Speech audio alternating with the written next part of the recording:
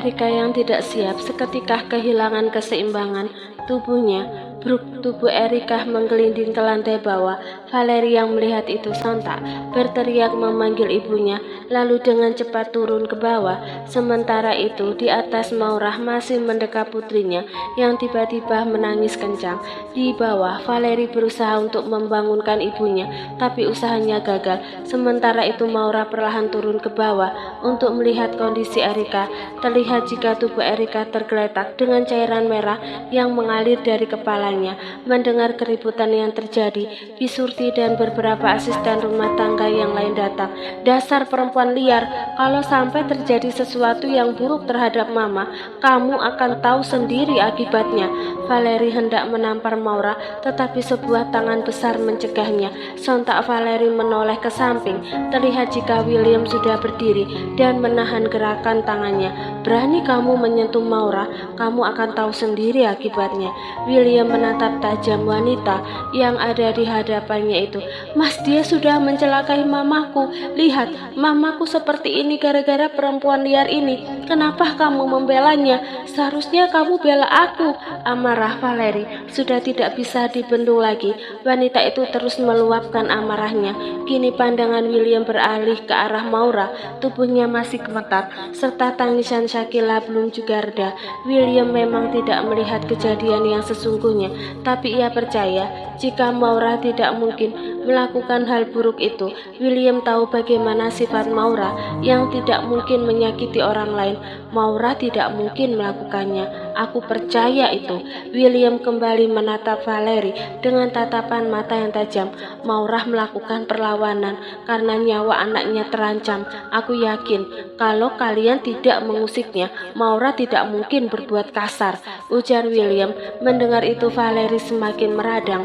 William lebih memilih membela wanita lain ketimbang dirinya. Aku akan melaporkan kejadian ini ke polisi dan kamu siap-siap saja akan mendekam di penjara, kata Valeri dengan tatapan mata yang tajam. Seketika Maurah menggeleng. Ia sama sekali tidak mendorong Erika. Wanita itu jatuh karena tidak bisa menahan keseimbangan tubuhnya. Ray, William memanggil asisten pribadinya itu. Iya tuan. Ray mendekat dan berdiri di sebelah bosnya. Kita cek CCTV di rumah ini, kata William. Valeri yang mendengar itu sontak menoleh, tapi saat ini ia lebih mementingkan ibunya. Tanpa pikir panjang, Valeri akan membawa sang ibu ke rumah sakit, tentunya dengan bantuan supirnya yang sedari tadi menunggu di luar. Maurah, kamu tenang saja, kamu tidak bersalah. William berusaha menenangkan Maurah yang sedari tadi hanya diam, tapi air matanya tidak berhenti mengalir. Sini sayang, sama papa dulu ya. William hendak mengambil alih putrinya, tapi dengan cepat Maurah menahannya. Wanita itu mendongak lalu menggelengkan kepalanya. Jangan sakiti anakku. Aku akan pergi dari rumah ini dan aku tidak akan pernah menginjakkan kakiku di rumah ini lagi.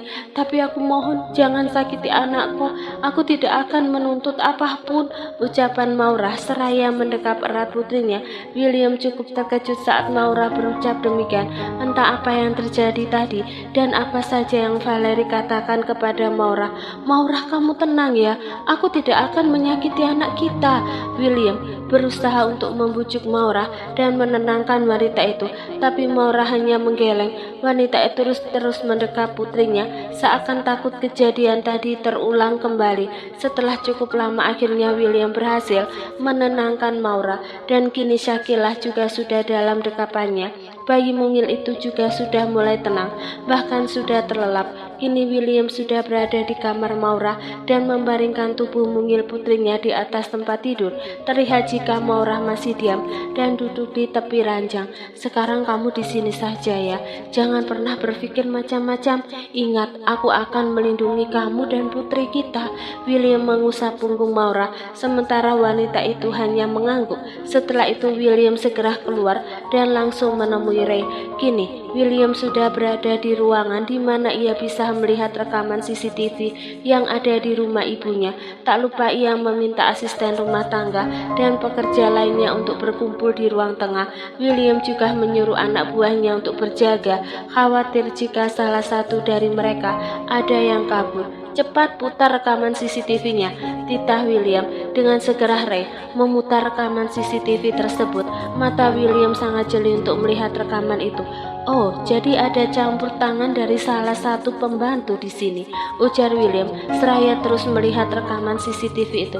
Sepertinya dia yang sudah memberikan informasi tentang Nona Maura kepada Nona Valerie, Tuan. Ray angkat bicara. Mendengar itu, William mengangguk. Dugaan itu memang tidak salah, karena Valerie tidak akan mungkin tahu tentang Maura jika tidak ada yang memberitahu. Maura sama sekali tidak bersalah. Dia hanya mempertahankan Shakila, dan Mama Erika jatuh karena tidak bisa menjaga keseimbangan tubuhnya, bukan karena didorong, ujar William setelah melihat rekaman di mana Maura merebut Shakila dari tangan Erika. Benar, Tuan, rekaman ini akan menjadi bukti jika Nona Valerie masih kekeh untuk memperkarakan masalah ini, saut Ray. Sedangkan William hanya mengangguk. Kirim rekamannya sekarang, titah William. Baik, Tuan. Ray mengangguk lalu melakukan perintah bosnya itu. Setelah itu William dan Ray kembali ke ruang tengah. Semua pekerja di rumah ibunya sudah berkumpul di ruangan tersebut. William dapat melihat jika wajah Bisurti sudah pucat, berbeda dengan yang lainnya yang memang tidak merasa punya kesalahan. Bisurti berdiri, titah William tanpa basa-basi, sedangkan yang ditunjuk masih enggan untuk bergerak. Belum sempat William bersuara lagi, tiba-tiba Soraya pulang. Wanita itu memicingkan matanya ketika melihat semua pekerja di rumahnya berkumpul di ruang tengah. Di sana juga terlihat ada putranya. Karena penasaran, Soraya langsung menghampiri William. William, ada apa ini? Tanya Soraya dengan raut wajah panik. Mama ada sedikit masalah. Mama tunggu saja biar William bereskan dulu. William meminta ibunya untuk menunggu. Mendengar itu Soraya mengangguk dan memilih untuk duduk di sofa. Bisurti, cepat berdiri. William kembali memberikan perintah, dan kali ini dengan intonasi yang lebih tinggi. Bisurti sampai terkejut dan dengan perlahan wanita parubaya itu bangkit dan berdiri tepat di hadapan William. Berapa Valerie membayarmu untuk jadi mata-mata di rumah Mama? Tanpa basa-basi, William langsung menodong Bisurti dengan pertanyaan. Wanita itu kembali diam, sedangkan Soraya yang mendengar itu seketika mengerutkan kening heran. Bisurti, cepat jawab pertanyaan saya. Berapa Valerie membayarmu? William, yang sudah terlanjur emosi, kembali mengeluarkan suara dengan intonasi lebih tinggi. Maaf Tuan Muda, saya terpaksa. Saya membutuhkan uang, tapi tolong jangan pecat saya. Bisurti langsung menjatuhkan dirinya tepat di hadapan William, memohon ampun agar sang majikan tidak memecatnya. Apa gaji dari mama saya kurang? William menatap tajam Bisurti, sedangkan wanita itu hanya menunduk tanpa berani menatap anak majikannya. Kamu dipecat dan cepat bereskan barang-barangmu, William berucap. Mendengar hal itu, sontak Bisurti mendongak. Wanita itu langsung memohon agar dirinya tidak dipecat. Tuan, saya minta maaf, tolong jangan pecat saya, Bisurti memohon dan bersimpuh di hadapan William. Nyonya, saya minta maaf, tolong jangan pecat saya. Ray, kamu urus Bisurti. Saya tidak ingin melihat wajah pengkhianat seperti dia. Dan untuk yang lain, silahkan kembali bekerja. William memberikan perintah. Baik Tuan. Ray mengangguk lalu membawa Bisurti dari ruangan tersebut. Sedangkan untuk pekerja yang lainnya kini kembali melanjutkan tugas mereka masing-masing. William menghembuskan nafasnya lalu menjatuhkan dirinya di sofa. Soraya sempat syok atas kejadian tadi, tapi ia yakin jika putranya melakukan itu pasti karena ada sebabnya. William tidak akan memecat sembarangan orang jika kesalahan yang dilakukan tidak fatal. Apa yang sebenarnya terjadi? Tanya Soraya. William menoleh lalu menceritakan semuanya, tak lupa memperlihatkan rekaman CCTV yang sudah William ambil. Di rumah sakit, Valerie masih menunggu di luar ruangan. Dokter yang menangani Erika sampai sekarang belum keluar. Jujur Valerie khawatir jika sampai terjadi sesuatu yang buruk terhadap ibunya. Jika itu sampai terjadi, Valeri akan menuntut Maura. Ia tidak akan terima dengan apa yang terjadi pada ibunya. Selang beberapa menit, pintu ruangan terbuka. Valeri bangkit dan langsung mendekati dokter yang menangani ibunya. Rasanya Valeri tidak sabar ingin mengetahui kondisi ibunya, berharap semoga keadaan ibunya baik-baik saja dan tidak ada yang fatal. "Dokter, bagaimana keadaan mama saya?" tanya Valeri. "Untuk luka di kepala tidak terlalu parah, tapi maaf, tulang punggung Ibu Erika mengalami keretakan dan hal itu menyebabkan kelumpuhan," Dokter Ardi menjelaskan. Seketika Valeri terkejut mendengar penjelasan tersebut. "Apa masih bisa sembuh, Dok?" tanya Valeri. "Bisa, tapi membutuhkan waktu yang cukup lama," jawab sang dokter. Sedangkan Valeri hanya mengangguk. "Kalau begitu saya permisi dulu." Setelah mengatakan itu, Dokter Ardi beranjak pergi. "Maura, ini semua gara-gara kamu. Kamu akan menanggung sendiri akibatnya nanti."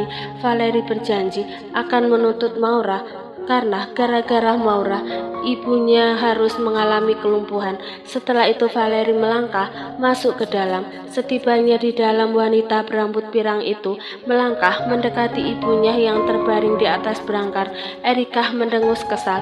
Wanita itu sudah tahu tentang kondisi tubuhnya yang lumpuh itu. "Ma," Valeri menarik kursi dan duduk. "Kamu harus menuntutnya. Mama seperti ini gara-gara perempuan murahan itu," kata Erika. Rasa bencinya semakin menjadi. "Mama tidak perlu khawatir, aku akan melaporkannya ke kantor polisi," sahut Valeri. Mendengar itu Erika mengangguk. Putrinya memang bisa diandalkan. "Ya sudah, sekarang Mama istirahat saja," kata Valeri. Sementara Erika hanya mengangguk dan berusaha untuk memejamkan matanya. Hari telah berganti. Semalam Valeri memang tidak pulang agar bisa menjaga ibunya, dan pagi ini Valeri berencana untuk pulang. Ia juga berniat untuk melaporkan Maura ke polisi. Rasanya Valeri tidak sabar ingin melihat Maura menderita di balik jeruji besi. Setibanya di rumah, Valeri sangat terkejut saat barang serta baju miliknya sudah berada di luar. Terlihat jika William sedang memerintah asisten rumah tangganya untuk mengeluarkan barang milik Valeri. Melihat itu, Valeri langsung menghampiri William yang sedang berdiri di ruang tamu. "Mas, apa-apaan ini? Ini maksudnya apa? Kenapa barang milikku ada di luar?" ujar Valeri dengan dada yang sudah bergemuruh. "Mulai sekarang kamu keluar dari rumah ini. Kamu bukan lagi istriku dan kamu bukan lagi tanggung jawabku," kata William. Seketika mata Valeri melotot. Sampai kapanpun ia tidak akan pernah rela jika meninggalkan rumah mewah tersebut. "Aku tidak mau. Sampai kapanpun aku tidak akan pernah pergi dari rumah ini." Valeri menolak untuk pergi. Wanita itu berniat untuk membawa barang miliknya masuk ke dalam rumah, namun dengan cepat William menahannya. "Apa kamu tidak mendengarnya? Silahkan pergi dari rumah ini. Dan satu lagi, jangan pernah kamu melaporkan Maura ke polisi, karena Maura sama sekali tidak bersalah. Aku sudah melihat rekaman CCTV-nya. Kalau kamu masih menuntut Maura, maka aku akan balas menuntut kamu," William menegaskan. Sontak Valeri diam. Usahanya gagal sebelum dimulai. Kamu sangat membelanya. Dia hanya wanita murahan dan tidak punya harga diri. Dia..." Plak, satu tamparan mendarat sempurna di pipi Valeri. "Jangan pernah kamu menghinanya. Maura dijual oleh tantenya, bukan menjual diri atas keinginannya sendiri. Bagiku Maura lebih baik ketimbang kamu. Sudah punya suami, tapi tidak bisa menjaga kehormatannya sebagai seorang istri. Sekarang juga kamu pergi dari rumah ini. Untuk surat cerai sudah aku urus. Dan jangan lupa, tinggalkan semua fasilitas yang aku berikan," kata William. Mendengar itu Valeri kembali terkejut. "Mas, kamu sudah gila," Valeri memekik. Tak rela jika harus melepaskan semua fasilitas yang ia miliki saat ini. "Cepat, tinggalkan semua fasilitas yang aku kasih." William menatap tajam wanita yang ada di hadapannya itu. Valerie tidak punya pilihan lagi. Dengan terpaksa ia menyerahkan semua fasilitas yang diberikan oleh William. Valerie mendengus kesal. Dengan menahan amarahnya, Valerie meninggalkan rumah impiannya itu. Rasanya sangat berat, tapi Valerie tidak punya pilihan selain harus mengalah. Namun bukan berarti Valerie kalah. Ia akan membalas sakit hatinya. William mengusap wajahnya dengan gusar. Setelah ini, ia akan berangkat ke kantor. Namun tiba-tiba Baron datang. Melihatnya yang tiba-tiba datang membuat William merasa penasaran. Mungkinkah ada informasi penting yang akan Baron sampaikan? Ada apa? Tanya William. Saya sudah dapat informasi tentang Nona Maura, jawab Baron. Kita bicara di dalam saja, kata William. Laki-laki itu melangkah lebih dulu menuju ruang kerjanya, tentunya dengan diikuti oleh Baron. Apa yang kamu ketahui tentang Maura? Tanya William tanpa basa-basi. Ini tuan. Baron menyerahkan map berwarna biru. Dengan segera William mengambil dan membukanya, lalu membaca isinya. Apa? Ferdi Sanjaya?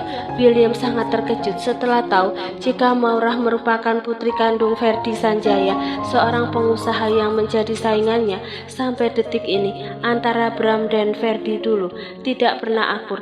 Keduanya bermusuhan. Bahkan sampai detik ini Ferdi menaruh dendam terhadap keluarga Bram, almarhum ayah William.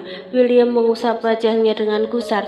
Jika Ferdi sampai tahu kalau putrinya hamil dan melahirkan anaknya, akankah Ferdi mau menerima Shakila sebagai cucunya? Namun yang membuat William heran, kenapa Maura sampai terpisah dengan Ferdi, dan Maura pernah bilang kalau kedua orang tuanya sudah meninggal.